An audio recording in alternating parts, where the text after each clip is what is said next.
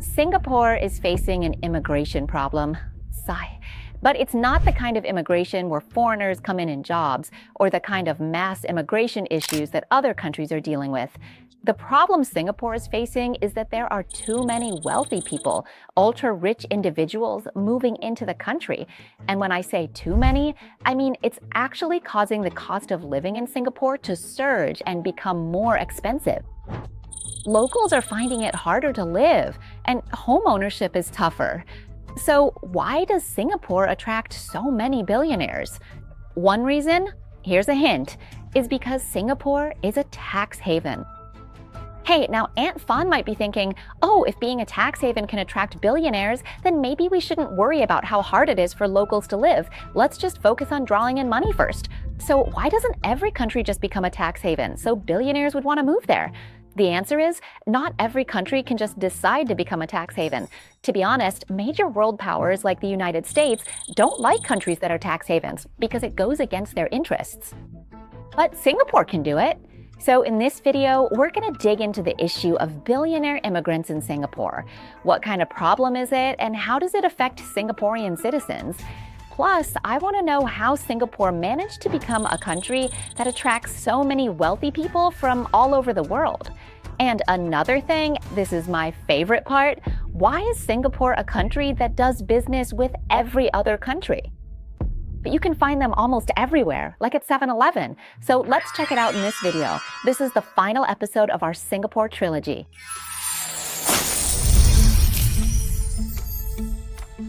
Support the final episode of our Singapore trilogy at this QR code. Or you can easily support the Psy Money Monster channel. Just hit like, share, and leave a comment to chat and have fun with us. You can also save the video to watch later. But what I really want you to do most is, yes, please hit that subscribe button. Just press it once. No need to press it more than once. That's all for now, just so we meet again in the next video. Thank you. So Singapore is said to have many ultra-wealthy billionaires who have migrated here. There are so many. Is it really that many? How many exactly? Let me put it this way. Singapore is just a tiny island, and it only has a population of about 5,900,000 people. But by 2025, there will be 49 ultra-high net worth individuals, meaning people with over $1 billion who have homes in Singapore. Out of the entire world, there are only about 3,000 people at this ultra-wealthy level. And by 2025, there will also be billionaires, meaning people with at least $1 million. Having at least $1 million, which is more than 30 million baht, there are about 240,000 people in Singapore with that much wealth, maybe even more.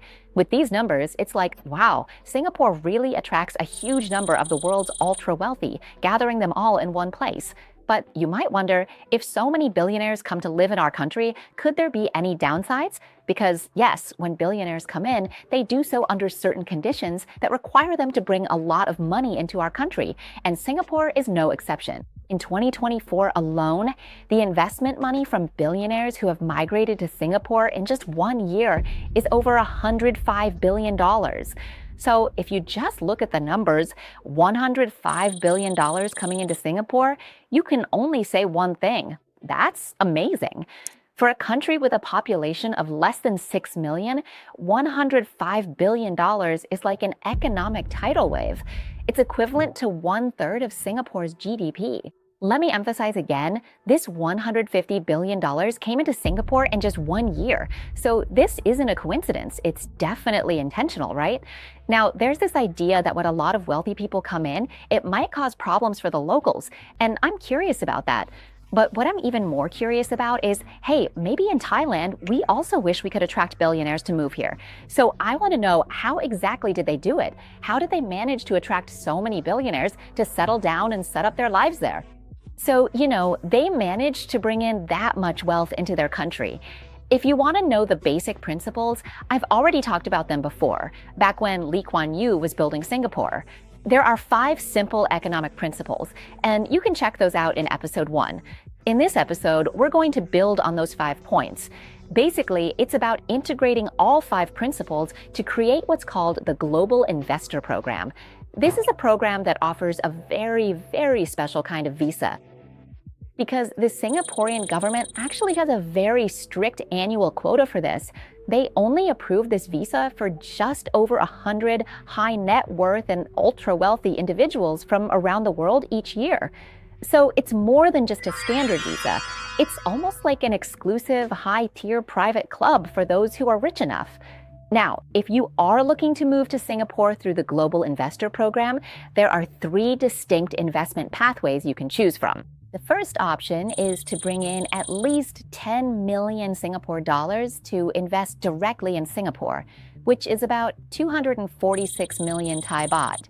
But this money has to be invested in an existing business in Singapore. You can't just put the money in and say you have a company. The business must actually employ at least 30 people, and at least half of those 30 must be Singaporean citizens. But if someone has extra money and wants to live in Singapore but doesn't really want to do business with anyone, just wants to park their money, there's a second way. You can just bring in 25 million Singapore dollars, which is about 616 million Thai baht. This money can be put into a fund approved by the Economic Development Board, which will then invest it in companies based in Singapore. And there's a third option, which is the ultimate in luxury. This one is for setting up a family. A family office in Singapore with at least 200 million Singapore dollars in assets under management, which is about 5 billion Thai baht. But it's not just about bringing your money to be managed in Singapore. You also have to invest 50 million Singapore dollars, or about 1.2 billion Thai baht, from that 5 billion baht into investments specified by the government. Plus, you're required to hire 5 professional managers to oversee the assets, and among them, there must be 3 of them have to be real professionals. Now, can you guess which of these 3 options is the most popular? Option 1 requires an investment of 246 million baht. Option 2 needs about 616 million baht. Or option 3 is a whopping 5 billion baht. If you want to have some fun, hit pause and leave your guess in the comments. Here's the answer. The most popular method is the reason why wealthy people move to Singapore is actually option 3. They set up a family office, which means bringing about 5 billion baht to park in Singapore. If you guessed correctly, give yourself a round of applause. All right, that's how we play. Now that everyone's attention span is shot, both the storyteller and the viewers. So this thing called a family office is super popular in Singapore, especially in the past few years. Singapore has actually become one of the world's leading family office hubs, surpassing both Hong Kong and Switzerland. So what does a family office do? Simply put, it manages the vast wealth and assets of ultra-rich families.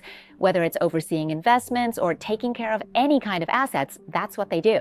They don't really focus on growing the assets or anything like that. Most of the time, the main goal is to preserve the wealth so it can be passed down to future generations. For regular people like us, if we want someone to manage our assets, we just put our money in the bank, right? If we have a bit more, we might become a wealth management client at the bank. But if you're a billionaire with, say, 5 billion baht, you don't need to put your money in the bank. You have a family office. They handle everything in a completely private way. Some families even have a family office that combines several families together, but they don't have to disclose who's joining with whom. There are also single-family offices if you're wealthy enough. So what's the benefit of having a family office? Do you know? There definitely are some. For example, the returns that a family office generates don't have to be reported publicly like hedge funds or bank-managed funds do. And another thing that billionaires really like is what they really love is the tax benefits. The Singaporean government has made it even more attractive by offering tax exemptions if the family office hires local staff and reinvests in the country. This means they end up paying very little tax. Some people might still be wondering at this point, why does it have to be Singapore?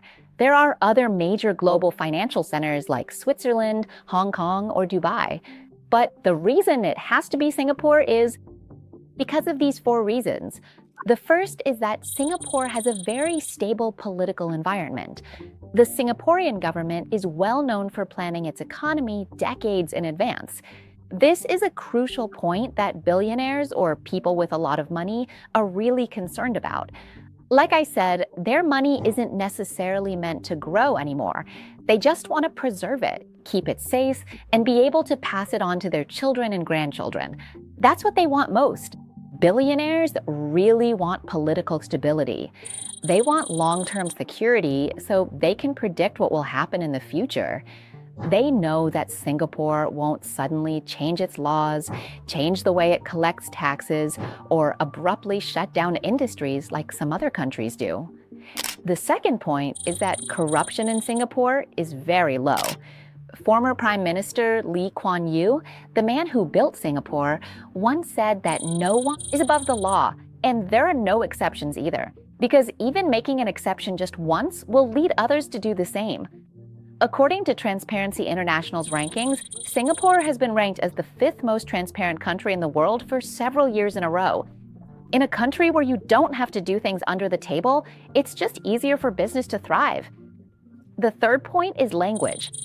Singapore is home to many different ethnic groups, that's true, and it has several official languages.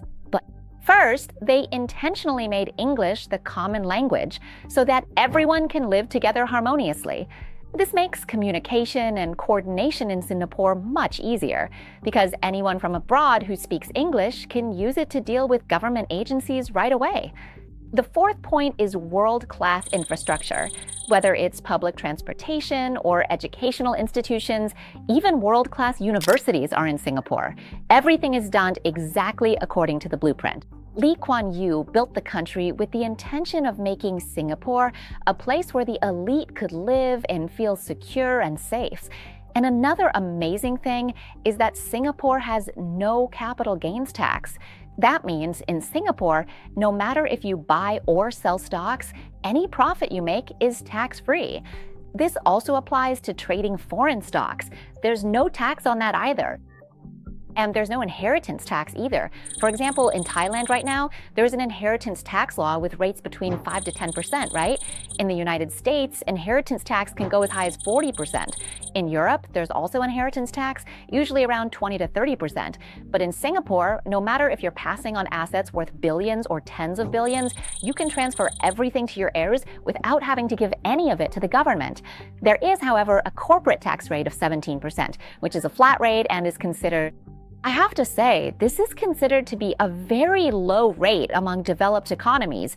Now, after hearing all this, is anyone wondering like, I was curious too, so I went to look up more information. Why is it that Singapore doesn't collect inheritance tax while other countries do? How can Singapore manage this? Let's say, just hypothetically, imagine I'm the US government and I know that my citizens are really wealthy with lots of money. Let's say they have $1 million. When they're about to pass on their inheritance to their kids, I'd collect about 40%. But before they hand over the inheritance, they move to Singapore. The first time this happens, maybe I'd just feel a bit annoyed and wouldn't do much.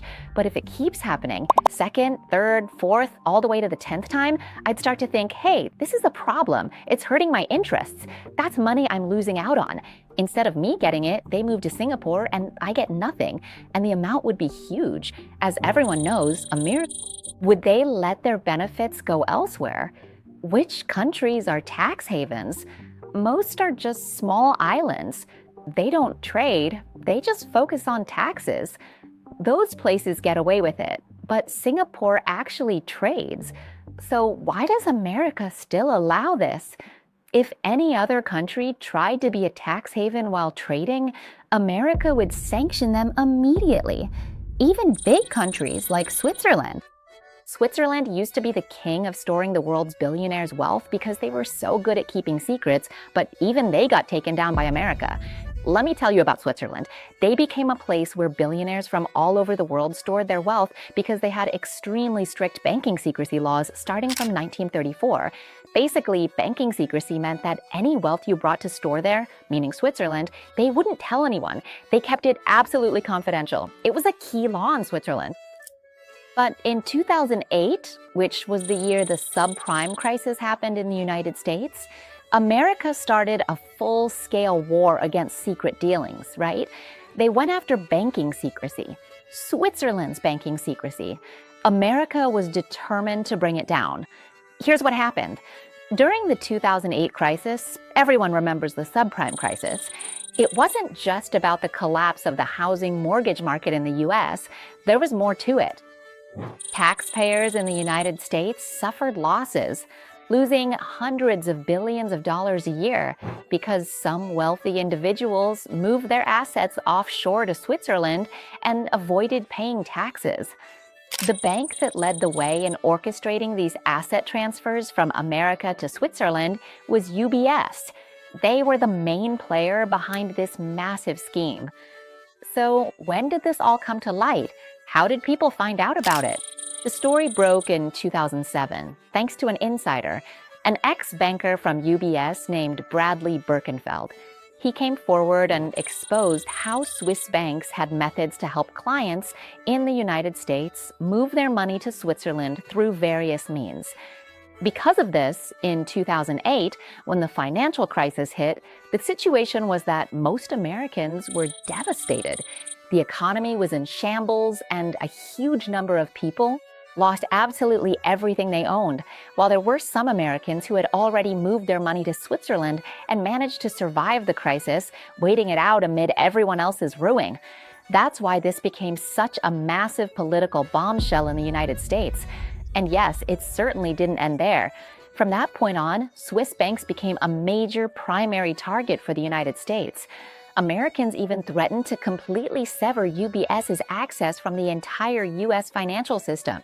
In February 2009, UBS had to surrender and pay a hefty fine of $780 million, along with handing over the names of 4,500 American clients who had moved their assets to Switzerland to the US government.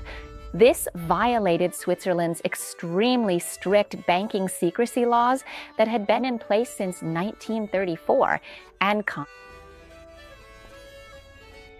Switzerland to lose its position as the king of wealth keepers, renowned for its ability to keep secrets. It took a hard hit, right? See, when I tell this story, everyone goes, huh? Just like me, you might wonder, why is it that Singapore can do it? Why does no one ever say that Singapore is just lucky, or that it's all about fate, fortune, or feng shui, and that other countries can't do it? That's because Singapore is incredibly lucky in the sense that its location is right at the strategic center of trade. And since 1990, Singapore has been a strategic military and trade hub for the world. It's been the site of a US military base, and even now, there are about 800 US military personnel stationed in Singapore, along with 15 military command units based there. Now, you might think with the US having such a big presence, wouldn't Singapore be worried about China? Nope. Singapore is extremely skilled at planning. They haven't forgotten to also maintain an alliance with China. Chinese warships also frequently dock at ports in Singapore. Sometimes, Singapore even conducts various joint military exercises with China. In fact, China is Singapore's largest trading partner, while the United States is Singapore's biggest financial investor. Singapore says it deeply values its relationship with both sides. So if you look at it from either China's or America's perspective, if you try to attack Singapore, you'll end up hurting yourself. If not your arm, then your leg. Now, moving on to the last question. There are so many wealthy people in Singapore. How does that become an immigration problem? Or how does it affect the people living there? When billionaires come in, you might think you'd want to sell things to them. I mean, selling to billionaires should be easier, right? Because they have so much money. It's the same for business owners. In Singapore, they want to create products and services to sell to these ultra-wealthy people. So when these ultra-wealthy people have so much money to spend, the high prices of goods and services inevitably trickle down to everyone else. That's why the cost of living in Singapore is extremely high. And what makes this situation particularly dangerous, really, really dangerous, is what I've been talking about throughout both episode 1 and 2. Even the prices of government-built public housing, known as Housing and Development Board flats, or HDB flats, which are just modest 2-bedroom units, not big at all. Lee Kuan Yew specifically intended that. He created this so that Singaporeans would have homes to live in and a good quality of life. But now, the resale price of an HDB flat is about $500,000, or even up to $1 million in some cases. That means a standard 2-bedroom government-built flat costs around 30 million baht. So is this a problem? It means that Singaporeans, I was born here, I grew up here, I can't have a home here. And for Singaporeans, even though people say that the GDP per capita is ranked 9th in the world, that's just the average per person. That average includes people with extremely high incomes, which skews the number. But the actual wage growth for ordinary people in Singapore is really only about 0.4% per year. Meanwhile, the cost of living keeps getting pushed higher and higher. The result is extreme inequality in the country. In Singapore, the problem of wealth inequality is now considered the most severe in the Asia-Pacific region. While Singapore has more than 240,000 millionaires with over $1 million, about 800,000 adults in Singapore have net assets of less than $13,000. This has created a situation in Singapore where, on one side, you have extravagant mansions, international schools, world-class universities, and exclusive private clubs. On the other side, you have ordinary Singaporeans who are just trying to earn enough to pay off their home loans, pay for their children's extra classes, or, for some, who don't even know if they'll ever have the chance to own a home in the very land where they were born.